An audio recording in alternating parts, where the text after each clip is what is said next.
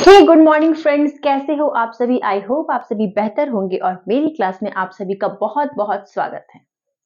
आज फिर से हम एक न्यू टॉपिक के साथ अपने क्लास को स्टार्ट कर रहे हैं। हम यहाँ पर एंशिएंट हिस्ट्री के सीरीज को कंटिन्यू कर रहे हैं, जिसमें से हमने बहुत सारे टॉपिक्स को कवर कर लिया है और आज की क्लास में हम फिर से एक नई इंटरेस्टिंग टॉपिक के साथ अपनी क्लास की शुरुआत करेंगे।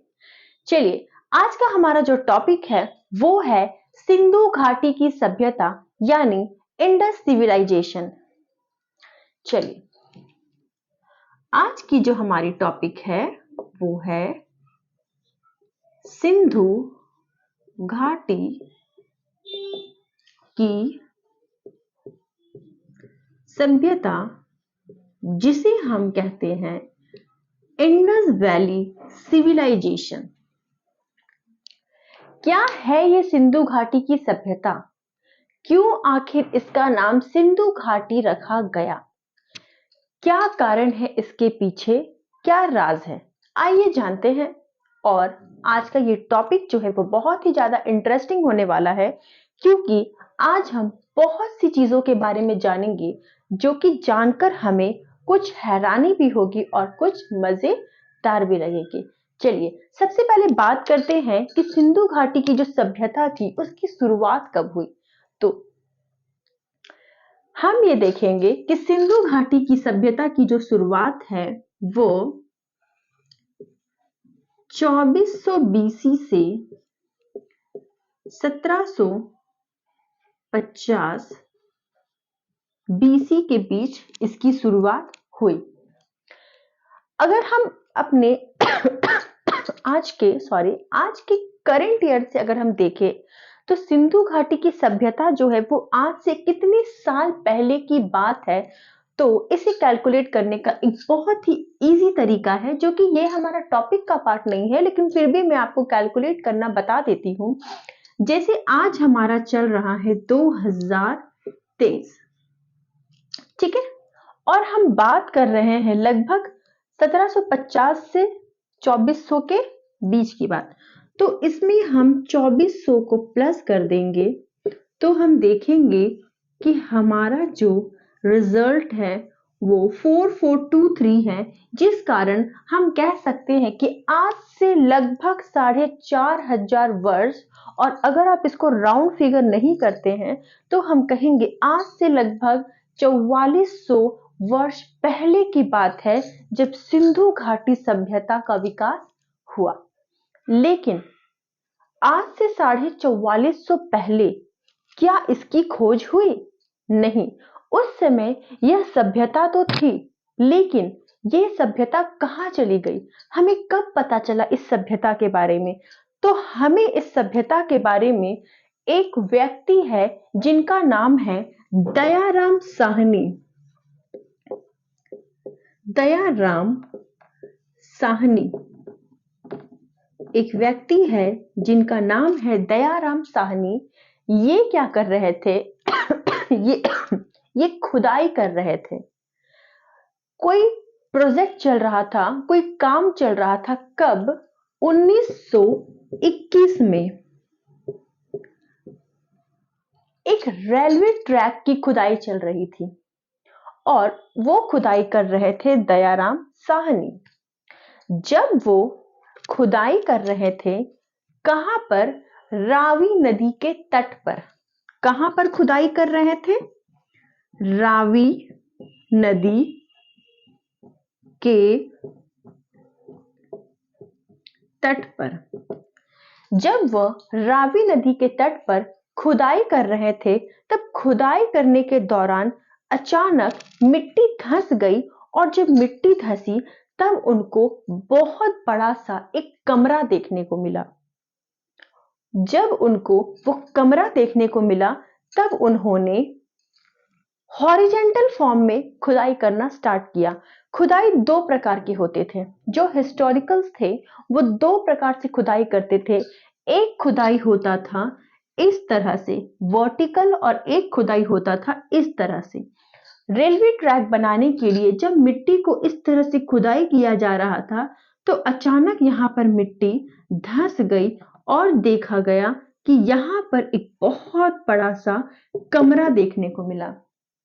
जब यहाँ पर बहुत बड़ा सा कमरा देखने को मिला, तब दयाराम साहनी ने हॉरिजेंटल फॉर्म में खुदाई करना, जिसे क्षैतिज भी कहते हैं, क्षैतिज क्रम में खुदाई करना स्टार्ट किया। और जब इन्होंने खुदाई किया तब उन्होंने देखा कि एक बहुत बड़ा सा नगर है, एक बहुत बड़ा सा शहर है जो इनको मिला। जब इन्होंने इन शहर को बहुत अच्छे से देखा, उनमें से बहुत सी चीजें इनको मिली, मिट्टी के बर्तन इनको मिले, बहुत कुछ मिला जो कि हम आगे की वीडियो में कवर करेंगे। तब उन्होंने देखा कि इस शहर का जो नाम था वह नाम था हड़प्पा। इस शहर का क्या नाम था? इस शहर का नाम था हड़प्पा। और जिस कारण दयाराम साहनी ने रावी नदी के तट पर जब हड़प्पा सभ्यता का इनको पता चला, तो इन्होंने इस सभ्यता का नाम रख दिया, इस नगर का नाम रख दिया और इस क्षेत्र का नाम रख दिया। यहाँ पे लोग जिस प्रकार से रहते थे, जिस सभ्यता के अनुसार रहते थे, इसी दयाराम साहनी ने एक नाम दे दिया और वो नाम है हड़प्पा की सभ्यता। नाम क्या दे दिया? तो नाम दे दिया हड़प्पा की सभ्यता। तो इस प्रकार से आप जान गए कि किस प्रकार से हड़प्पा की सभ्यता की खोज हुई। हड़प्पा की सभ्यता की खोज किसने की? दयाराम साहनी ने। कब खोज हुई? 1921 में। कहां पर खोज हुई? रावी नदी के तट पर खोज हुई। और इसके जस्ट बाद हम देखेंगे, और आप देख सकते हैं कि सिंधु घाटी की जो सभ्यता है उसका विकास लगभग 2400 बीसी से 1750 बीसी के बीच हुआ, यानी आज से करीब 4423 वर्ष पूर्व हुआ। और लगभग हम कहेंगे, जब हम इतिहास को पढ़ेंगे तो हम इस डेटा को हम एक्यूरेट नहीं कह सकते हैं। ये एक लगभग वाला डेटा होता है, अप्रोक्सीमेटल वाला डेटा होता है, इसलिए आप इससे एकदम श्योरिटी नहीं मानेंगे। और इतिहास का जब आप प्रीवियस ईयर का क्वेश्चन भी देखेंगे या जब आप प्रीवियस ईयर क्वेश्चन को टिक भी करेंगे तो आप देखेंगे कि आपसे एक्यूरेट डेटा वो नहीं पूछते हैं, आपसे वो लगभग डेटा ही पूछते हैं जिसमें से थोड़ा बहुत आगे पीछे चलता है और आप उसको टिक कर सकते हैं। चलिए अब बात करते हैं आगे। यहां पर हमने हड़प्पा सभ्यता की खोज कर ली। आपको जहां भी डाउट हो आप प्लीज मुझे कमेंट में बताएंगे, मैं आपके डाउट को और भी अच्छे से क्लियर करूंगी। चलिए बात करते हैं 1921 में जब हमारा हड़प्पा सभ्यता की खोज हो गई, तब हमने आगे बढ़ा और हम आ गए 1922 में। क्या हुआ 1922 में? 1922 में एक व्यक्ति थे जिनका नाम था राखल दास बैनर्जी। एक व्यक्ति थे जिनका नाम था राखल दास बैनर्जी। इन्होंने क्या किया? इन्होंने जब खुदाई किया तब इन्हें एक शहर मिला जिसका नाम था मोहनजोदड़ो।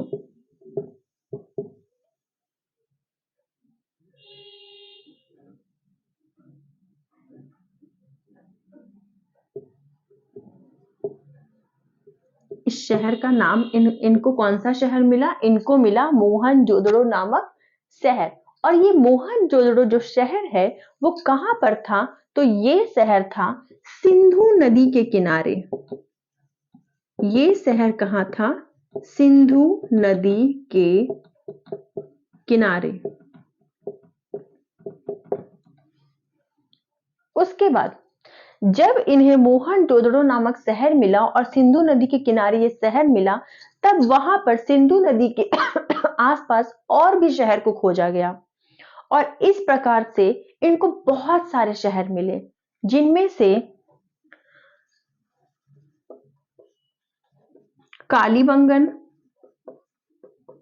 रंगपुर, लोथल, धौलावीरा,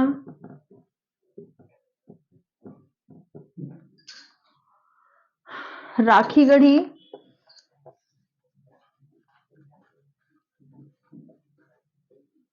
और भी विभिन्न प्रकार के शहर मिले। अब हम बात करते हैं जब 1922 में राखलदास बैनर्जी ने मोहनजोदड़ो शहर की खोज की और ये शहर कहां पर बसा हुआ था। ये शहर बसा हुआ था सिंधु नदी के किनारे और ठीक इसी प्रकार से सिंधु नदी के किनारे खुदाई करने पर और भी बहुत सारे शहर प्राप्त हुए, जिनमें से कालीबंगन, रंगपुर, लोथल, धौलावीरा, राखीगढ़ी, रंगपुर और भी बहुत सारे शहर यहाँ पर आसपास में मिले। जब सिंधु नदी के किनारे इतने सारे शहर मिले तब नाम बदलकर सिंधु घाटी सभ्यता रख दिया गया। किसका नाम बदलकर, आइए जानते हैं।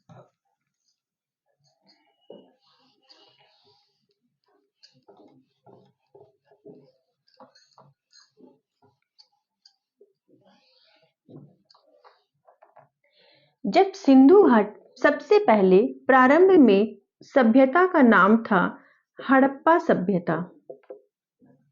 हड़प्पा सभ्यता क्योंकि सबसे पहले हड़प्पा शहर की खोज हुई थी, इसलिए जिस शहर की पहले खोज होगी उसका नाम उसी के अकॉर्डिंग रखा जाता है।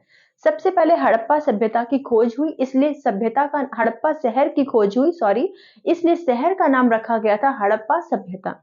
लेकिन जब बाद में सिंधु नदी के आसपास बहुत सारे शहर मिल गए तब जिसकी अधिकता ज्यादा होती है हम उसी के नाम पर उसका नाम रखते हैं। जब बाद में सिंधु नदी के तट पर सिंधु नदी के पास में जब बहुत सारे नगर मिलने लगे तब इसका नाम हड़प्पा सभ्यता से हटा करके इसका नाम रखा गया सिंधु घाटी की सभ्यता। सिंधु घाटी की सभ्यता या फिर हम इसे कहेंगे सिंधु सभ्यता या फिर हम इसे कहेंगे सैंधव घाटी की सभ्यता। आई होप आपको ये बहुत ही बेहतर ढंग से समझ आ रहा होगा। अभी इस टॉपिक में बहुत कुछ है, आप मेरे साथ बने रहिएगा। मुझे उम्मीद है कि आपको ये टॉपिक बहुत अच्छे से समझ भी आएगा और क्लियर भी होगा। और एक बार आप लोगों ने इस वीडियो को अच्छे से समझ लिया तो मुझे यकीन है कि आप लोग इस वीडियो को कभी नहीं भूलेंगे। चलिए वीडियो में आगे बढ़ते हैं। तो हड़प्पा सभ्यता से नाम बदलकर सिंधु घाटी की सभ्यता रख दिया गया। क्यों रखा गया? क्योंकि सिंधु नदी के आसपास बहुत सारे शहर मिले और जिसकी अधिकता होगी नाम उसी के अकॉर्डिंग होगा। चलिए, अब बहुत सारे शहर तो हमें मिल गए, तो इतना तो आप समझ गए कि सिंधु घाटी जो है वो बहुत विशाल होगा, तभी तो इतने सारे शहर मिले। अब एक शहर उस जमाने में जब लोग बहुत कम हुआ करते थे, तब जब कोई इतना सारा शहर मिला तो जाहिर सी बात है कि वो बहुत बड़े बहुत विशाल क्षेत्र में फैला होगा। तो चलिए उसमें से कुछ मेन टॉपिक्स की हम बात कर ले।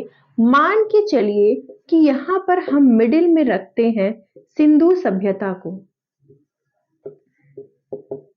जब इसके नॉर्थ की हम बात करें तब यहां पर हम देखेंगे मांदा।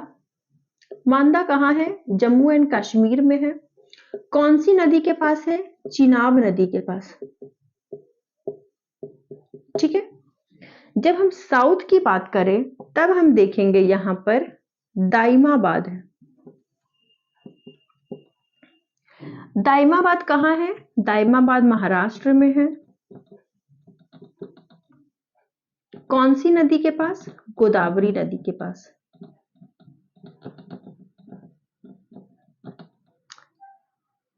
जब हम वेस्ट की बात करेंगे, ये है साउथ। जब हम वेस्ट की बात करेंगे तब हम यहां पर देखेंगे सुतका गैडोर। सुतका गैडोर कहां है? बलूचिस्तान में। बलूचिस्तान में है। कौन सी नदी के पास? दाश्क नदी के पास। और जब हम ईस्ट की बात करेंगे तब हम यहां पर देखेंगे आलमगीरपुर। आलमगीरपुर जो कि कहां पर है? आलमगीरपुर आपका मेरठ में है। मेरठ कहां है? यूपी में। और कौन सी नदी के पास? हिंडन नदी के पास।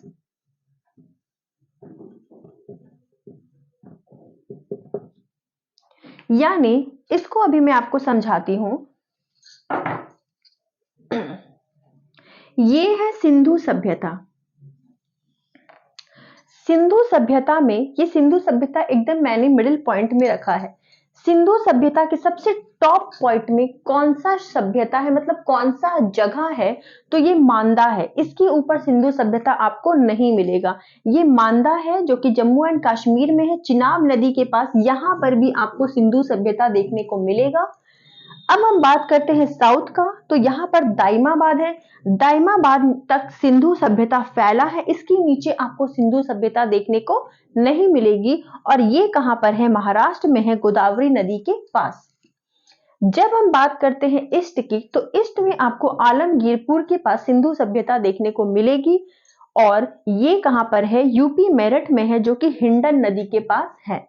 जब हम बात करते हैं वेस्ट की, तो यहाँ पर सुदका गैडोर है, जो कि बलूचिस्तान में, बलूचिस्तान आपका पाकिस्तान के बाद पड़ता है, पाकिस्तान अफगानिस्तान के आई थिंक नॉर्थ में है बलूचिस्तान। और बलूचिस्तान की जब हम बात करेंगे तो वो कहां पर है, दाश्त नदी के पास। यानी कि इसके बाद सिंधु घाटी की सभ्यता उसके बाद नहीं है। तो सिंधु घाटी की सभ्यता इतनी दूर फैली हुई है। अब इसको याद कैसे रखें, ये एक बहुत ही ज्यादा कंफ्यूजन वाला चीज है।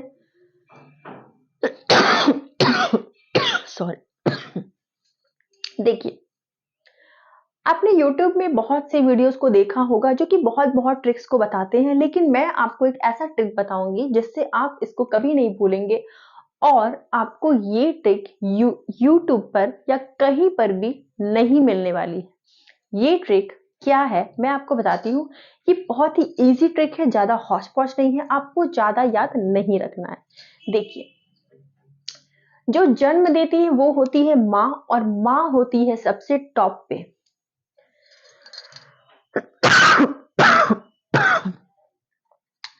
सिंधु घाटी की सभ्यता हम सभी को पता है कि एक नगरीय सभ्यता है, एक शहरीय सभ्यता है। आप जब शहर में जाएंगे तो देखेंगे कि जन्म तो माँ देती है, लेकिन उसका पालन पोषण करने के लिए लोग मेड रखते हैं, आया रखते हैं या दाई रखते हैं। ठीक है, तो माँ ने जन्म दिया, मांदा, माँ ने जन्म दिया, इसलिए माँ सबसे टॉप में है, जिसे मांदा कहेंगे। लेकिन जन्म देकर पालन पोषण किसने किया, तो पालन पोषण किया दाई ने। ठीक है, जिसमें दाइमाबाद आएगा। ये दोनों आई होप आपको बहुत अच्छे से क्लियर हो गया होगा। नेक्स्ट, पालन पोषण तो दाई ने कर दिया, लेकिन जब वेस्ट की बात करें तो दाई ने बच्चे को सुला दिया। सुत, कहा सुत, तो सुत सुला दिया उनको। जब सुला दिया तो दाई तो ठहरी दाई, वो तो उतने अच्छे से केयर नहीं करेगी बच्चा का। तो जब उसको दाई ने सुला दिया तब बच्चा गया गिर, बच्चा गया गिर, और गिर से बना आलमगीरपुर। आई होप आपको ये जो कॉन्सेप्ट है वो YouTube पर या कहीं पर भी नहीं मिलेगा, ये सिर्फ मेरी क्लास में है। और मेरी क्लास में आपको और भी ऐसे बहुत सारे ट्रिक्स मिलेंगे जो कि आप कभी नहीं भूलोगे। तो चलिए, ये पार्ट भी आपको अच्छे से समझ में आ गया है। इतना दूर तक हमारा सिंधु घाटी की सभ्यता फैला हुआ है। आप सोच सकते हैं कि इतनी बड़े जगह में जब सिंधु घाटी की सभ्यता फैला हुआ है, इतना ज्यादा इसका विस्तार है, तो जाहिर सी बात है कि हड़प्पा सॉरी तो जाहिर सी बात है कि हड़प्पा सभ्यता न रखकर इसका नाम सिंधु घाटी की सभ्यता जरूर रखा जाएगा। चलिए आगे बढ़ते हैं। अब बात करते हैं, यहां तक तो ठीक है सब कुछ। अब बात करते हैं कि सिंधु घाटी की सभ्यता आखिर कहां कहां तक फैला है। तो देखिए, ये है सिंधु घाटी की सभ्यता, या फिर हम यहां पर लिख लेते हैं सिंधु सभ्यता। सिंधु सभ्यता आपका दो देशों में फैला है, एक है भारत, दूसरा है पाकिस्तान। सबसे पहले हम बात करते हैं पाकिस्तान की। पाकिस्तान में आपको प्रमुख शहर हड़प्पा देखने को मिलेगा। कहां पर, रावी नदी के पास, मैंने स्टार्टिंग में ही बताया था। दूसरा आपको मोहनजोदड़ो देखने को मिलेगा।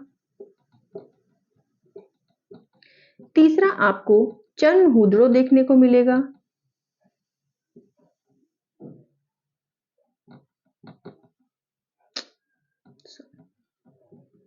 चनहुदड़ो देखने को मिलेगा। इस प्रकार से आपको ये सब प्रमुख शहर जो है वो पाकिस्तान में देखने को मिलेगा। जब हम बात करते हैं भारत की, तो भारत में हमें क्या क्या देखने को मिलेगा? सबसे पहले हम कालीबंगा की बात करते हैं। ये कालीबंगा कहाँ है? राजस्थान में है। फिर हम रंगपुर की बात करते हैं। फिर हम धौलावीरा की बात करते हैं। फिर हम बनवाली की बात करते हैं।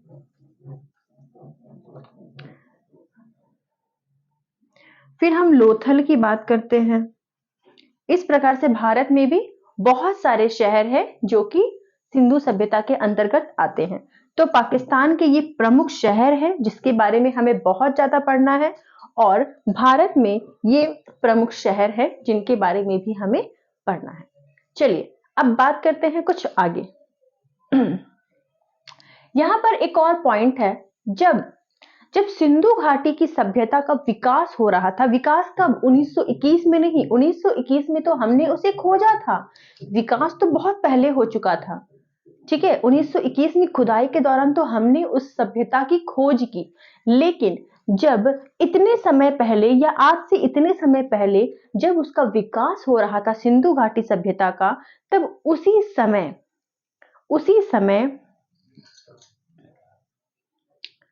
उसी समय ईरान इराक वाले क्षेत्र में एक और सभ्यता का विकास हो रहा था जिसका नाम था मेसोपोटामिया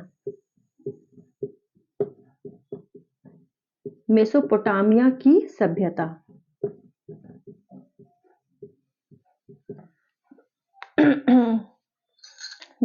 जब भारत में सिंधु घाटी की सभ्यता का विकास हो रहा था, ठीक उसी के दौरान ईरान इराक वाले क्षेत्र में एक सभ्यता का विकास हो रहा था जिसका नाम है मेसोपोटामिया की सभ्यता। और ठीक उसी दौरान अफ्रीका के पास जो मिस्र है, वहां पर मिस्र की सभ्यता का विकास हो रहा था। यानी एक ही समय में कितने सभ्यताओं?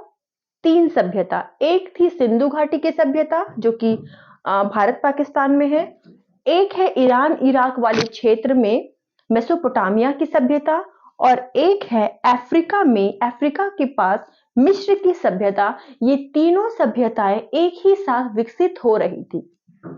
इन तीनों सभ्यताओं की पता हमें चली। हो सकता है और भी कुछ सभ्यताएं होंगी, लेकिन उनके बारे में अभी तक हमें डेटा नहीं पता है, इसलिए हम अनवांटेड डेटा को छोड़ ही देते हैं। फिलहाल हमें प्रिपेयर करना है, इसलिए जो डेटा हमारे पास है हम उस डेटा को पढ़ेंगे। तो ये तीनों सभ्यताओं की खोज तो हो गई, लेकिन हमें पता कैसे चला ये तीनों सभ्यता जो थी वो एक दूसरे से जुड़ी हुई थी? कैसे? तो चलिए देखते हैं। जब हमने मेसोपोटामिया की सभ्यता या मिस्र की सभ्यता की जब हम बात करते हैं, जब हम उस सभ्यता की खोज कर रहे थे, तब वहां पर हमें सिंधु घाटी की सभ्यता के लिए बहुत से वर्ड जो है वो देखने को मिले। ठीक है, बहुत सारी चीजें थी जो कि सिंधु घाटी सभ्यता की चीजें हमें वहां पर मेसोपोटामिया में देखने को मिली, कुछ मिस्र में देखने को मिली। मेसोपोटामिया की सभ्यता की कुछ चीजें हमें मिस्र में और भारत में देखने को मिली। इससे हम ये अनुमान लगाएं कि जरूर इन तीनों देशों के बीच क्या होता होगा, तो इन तीनों के देशों के बीच व्यापार होता होगा, जो कि बहुत ज्यादा इंपॉर्टेंट है। इसलिए इस दोनों को भी पढ़ना बहुत जरूरी है कि अगर सिंधु घाटी सभ्यता थी तो वो कौन सी सभ्यता के साथ व्यापार करती थी या व्यापार करती होगी, तो वह व्यापार करती होगी मेसोपोटामिया की सभ्यता या मिस्र की सभ्यता के साथ। लेकिन इतिहास में बहुत सारी चीजों को हम श्योरिटी नहीं दे सकते हैं, बिकॉज अब उसका क्या रीजन है, आइए हम बात करते हैं।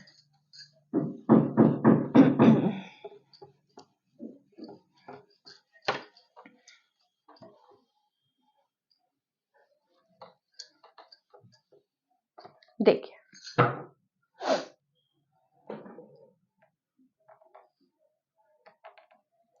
तो आपको सिंधु घाटी की सभ्यता, मेसोपोटामिया की सभ्यता और मिस्र की सभ्यता अच्छे से समझ आ गई होगी। अब हम बात करते हैं सिंधु घाटी की सभ्यता की। वापस आ जाते हैं हम भारत पाकिस्तान वाले क्षेत्र में, क्योंकि बाकी देशों के बारे में हमको उतना ज्यादा जानना नहीं है। जिस चीजों के बारे में हमें ज्यादा जानना है, हम उस चीजों के बारे में ज्यादा बात करेंगे।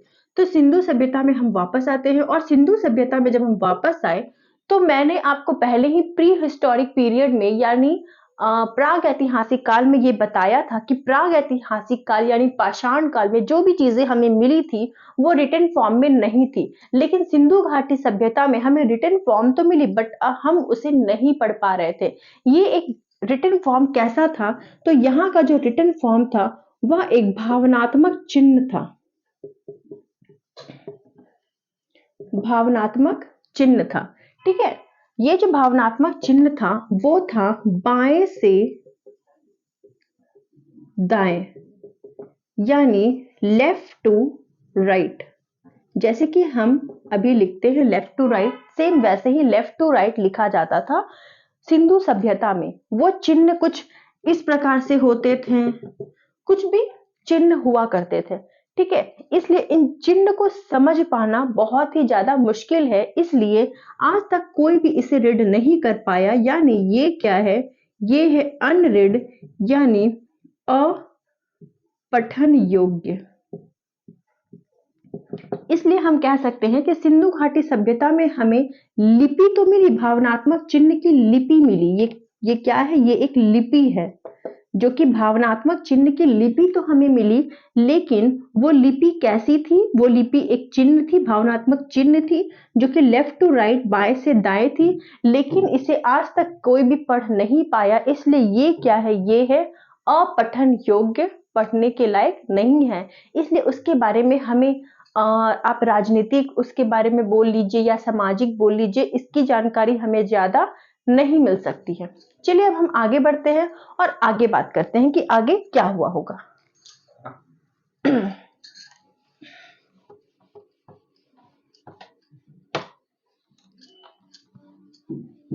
चलिए अब हम बात करते हैं कुछ कुछ शहर के बारे में। जैसे हम बात करते हैं मोहनजोदड़ो के बारे में।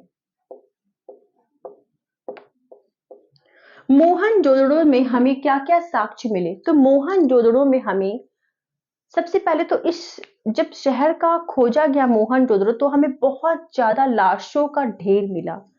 अब वहां पर लाशों का ढेर बहुत साल पुराने की बात है। कब ये सभ्यता इस समय विकसित हुई थी? आज से इतने साल पहले, और 1921 में खोजा गया। तो कोई भी इंसान का बॉडी तो आपको नहीं दिखेगा, वहां पे स्केलेटन थे, एक के ऊपर एक, एक के ऊपर एक, एक के ऊपर एक, एक के ऊपर एक, ऐसा स्केलेटन जो था। तो लोगों ने अनुमान लगाया कि या तो युद्ध हुआ होगा या फिर कुछ आपदा आई होगी, प्राकृतिक आपदा। लोगों ने अनुमान लगाया, और जब अनुमान लगाया तो यहां पर हमें सबसे पहले हमने बात की कि लाशों का, या हम कह सकते हैं मृतकों का टीला, मृतकों का टीला यहां पर मिला। मोहनजोदड़ो में बहुत बड़ा अन्नागार मिला, अन्नागार जिसमें बहुत ज्यादा अन्न रखे जाते थे। इससे हमें यह पता चला कि उस जमाने में बहुत ज्यादा कृषि हुई होगी, बहुत ज्यादा खेती हुई होगी। और गेहूं और जौ मैंने आपको पहले ही बताया था कि हमारा पहला फसल है। तो यहाँ पर हमें बहुत बड़ा अन्नागार देखने को मिला। मैं बड़ा नहीं लिखी हूं, यहाँ पर लिख देती हूँ बड़ा अन्नागार। स्नानागार मिला, चारों तरफ सीढ़ियां थी और बीच में स्नानागार था, ठीक है। तो हमें क्या देखने को मिला? स्नानागार देखने को मिला। और वहां पर हमें मातृ देवी की, वो तो हमें हड़प्पा में मिला, और वहां पर हमें और भी बहुत कुछ मिले हैं। हाँ, मृतकों का टीला मिला, अन्नागार मिला, स्नानागार मिला, ठीक है। और हम बात करते हैं हड़प्पा की। हड़प्पा में हमें क्या क्या मिला? हड़प्पा में हमें मिला मातृ देवी की मूर्ति, मातृ देवी की मूर्ति, यहाँ पर मातृ देवी की हम ऐसा अनुमान लगाते हैं कि सबसे ऐसे तो मातृ देवी की मूर्ति पूरे सिंधु सभ्यता में मिली, मतलब जितनी भी सिंधु सभ्यताएं थी हर जगह, मैंने जो आपको नॉर्थ साउथ ईस्ट वेस्ट जो पढ़ाया, जितनी भी थी हड़प्पा सिंधु घाटी की सभ्यता, उन सभी जगहों पर हमें मातृ देवी की मूर्ति मिली। लेकिन सबसे ज्यादा मूर्ति अगर कहीं देखने को मिली तो वो मिली हमें हड़प्पा की सभ्यता में, और ऐसा अनुमान लगाया गया कि मातृ देवी की पूजा जरूर उस समय की जाती होगी। मोहनजोदड़ो से हमें एक नर्तकी की मूर्ति मिली, नर्तकी की मूर्ति मिली, ठीक है, डांस की हुई एक शायद बच्ची थी, उसकी मूर्ति हमें मिली मोहनजोदड़ो से। हड़प्पा से मातृ देवी की मूर्ति मिली। हड़प्पा से एक सींग वाले मुहर मिली, एक सींग वाले मुहर मिले, एक सिंह वाले मुहर मिले। जब हड़प्पा के लोग मोहनजोदड़ो में जाते थे व्यापार करने, तब वो एक मुहर लेके जाते थे, एक सिंह वाले मुहर। उस मुहर को दिखाने के बाद उनको बहुत कुछ और छूट मिलती थी, और जब वो मुहर को नहीं दिखाते थे तो उनको वहां पर प्रवेश नहीं मिलता था। इस तरह की चीजें उनके साथ होती थी, ठीक है। तो मोहनजोदड़ो, हड़प्पा, ये सब आप समझ गए। बात करते हैं कालीबंगा की, ये भी बहुत इंपॉर्टेंट है। कालीबंगा जो था, ये दोनों तो आपका पाकिस्तान वाले क्षेत्र में है, कालीबंगा आपके भारत वाले क्षेत्र में है, जो कि राजस्थान में थी। कालीबंगा से हम कालीबंगा में, अच्छा एक और बात, यहाँ पर आपको शवों को जलाने के साक्ष्य मिलेंगे, शवों को जलाने के साक्ष्य मिलेंगे, यानी मोहनजोदड़ो के समय में शवों को जलाया जाता था। लेकिन जब हम हड़प्पा की बात करेंगे तो यहाँ पर शवों को दफनाया जाता था, शवों को दफनाया जाता था, ठीक है। बात जब हम करते हैं कालीबंगा की, तो हम देखेंगे कालीबंगा में एक ही खुदाई के अंदर दो शव मिलते थे, दो स्केलेटन मिलते थे।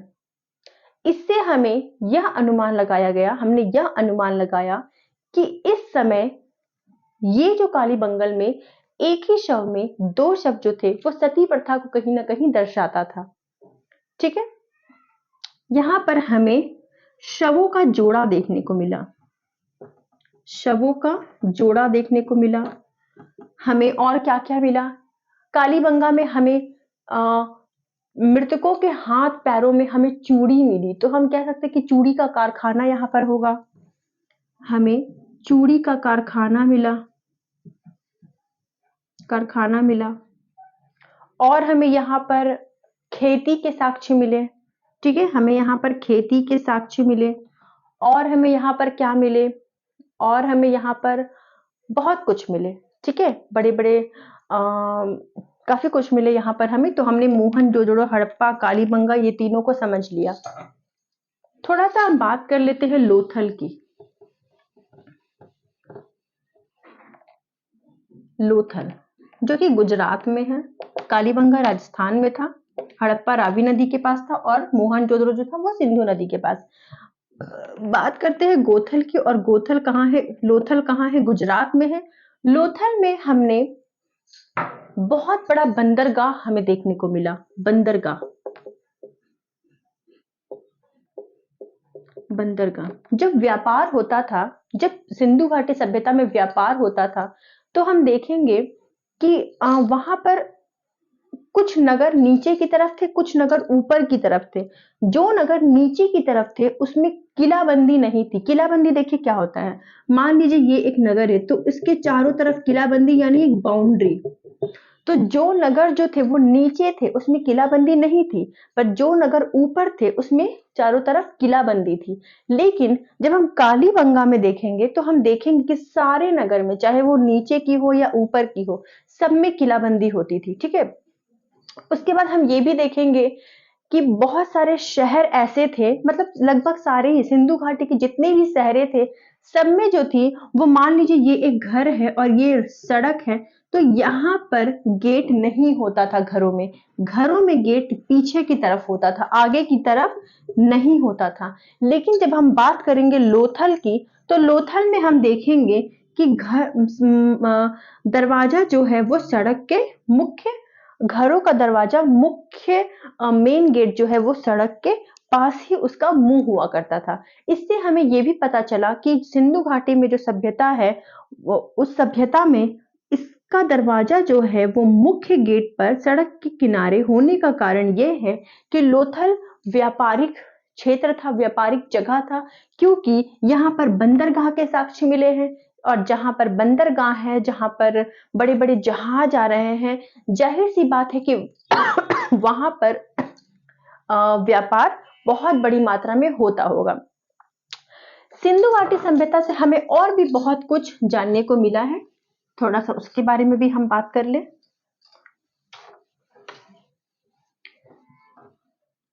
सिंधु घाटी सभ्यता में हमें और क्या क्या मिला है? हमें मोती के कारखाने मिले हैं, मोती जो कि हम पहनते हैं उसके कारखाने मिले हैं। सिंधु घाटी सभ्यता में और हमें क्या मिला है? सिंधु घाटी सभ्यता में हमें और सूती वस्त्र के कारखाने, सूती वस्त्र के साक्ष्य मिले हैं। हमें ऊनी वस्त्र के साक्ष्य मिले हैं, ऊनी वस्त्र के साक्ष्य मिले हैं। और हमें क्या मिला है? और हमें शिकार करने के साक्ष्य मिले हैं। लोग अपने एंटरटेनमेंट के लिए, मनोरंजन के लिए शिकार भी करते थे, शिकार करने के साक्ष्य मिले हैं। खेती के साक्ष्य मिले हैं। अन्नागार से भी आप समझ सकते हैं कि वहां पर कितनी ज्यादा बड़ी मात्रा में खेती हुई होगी। इस प्रकार से हमें और भी बहुत कुछ मिले हैं। हाँ, सबसे बड़ा एक और चीज जो कि मेन चीज है, सिंधु घाटी सभ्यता का विनाश कैसे हुआ, सिंधु घाटी सभ्यता का अस्तित्व कैसे खत्म हुआ। माना जाता है कि सिंधु घाटी की सभ्यता जो थी वो प्राकृतिक क्लाइमेट चेंजेस के कारण, प्राकृतिक बदलाव के कारण उसका जो है वो विनाश हुआ, और विनाश का जो मुख्य कारण हम कहेंगे वो हम कहेंगे बाढ़। सिंधु घाटी सभ्यता का विनाश जो है वो, उसका क्या कारण था? उसका कारण था बाढ़, फ्लड। बाढ़ आकर के पूरी तरह से, उस समय तो पक्की ईंटें थी जो कि कालीबंगल में थी, ईंटों में अलंकृत डिजाइनें बनी हुई थी। काले रंग का बर्तन था उस समय में राजस्थान वाले एरिया में, यानी कालीबंगा में। लेकिन बहुत सारा शहर ऐसा था जो मिट्टी का भी था, थोड़ा उतने अच्छे से नहीं था, कमजोर था। जब बाढ़ आया तो बाढ़ ने जिस प्रकार से बादल फटने पर केदारनाथ आप सभी को पता है, उसी प्रकार से जब उस समय बाढ़ आया तो पूरी की पूरी सिंधु घाटी की सभ्यता जो थी वो बाढ़ के अंदर विलुप्त हो गई और सिंधु घाटी सभ्यता का विनाश हो गया। तो इस प्रकार से पूरी सिंधु घाटी सभ्यता को मैंने आपके सामने प्रस्तुत किया है, और आई होप आपको ये वीडियो बहुत ही अच्छे से क्लियर हुआ होगा। कहीं भी आपको थोड़ा बहुत भी डाउट हो तो आप मुझे कमेंट सेक्शन में बता सकते हैं, और अगर इसमें से कोई भी ऐसा पॉइंट जो कि आपको नहीं समझ आया हो तो आप मुझे कमेंट में जरूर बताइएगा। मैं अलग से एक उस पॉइंट का वीडियो बनाकर आपके साथ शेयर कर दूंगी। आई होप आपको ये वीडियो समझ आया होगा, तो मेरी वीडियो को जरूर लाइक करें, शेयर करें और मेरे चैनल को सब्सक्राइब करना ना भूलें। मिलते हैं अगली वीडियो में अगली टॉपिक के साथ। आज के लिए जय हिंद, जय Bharat. Thank you so much. Have a nice day.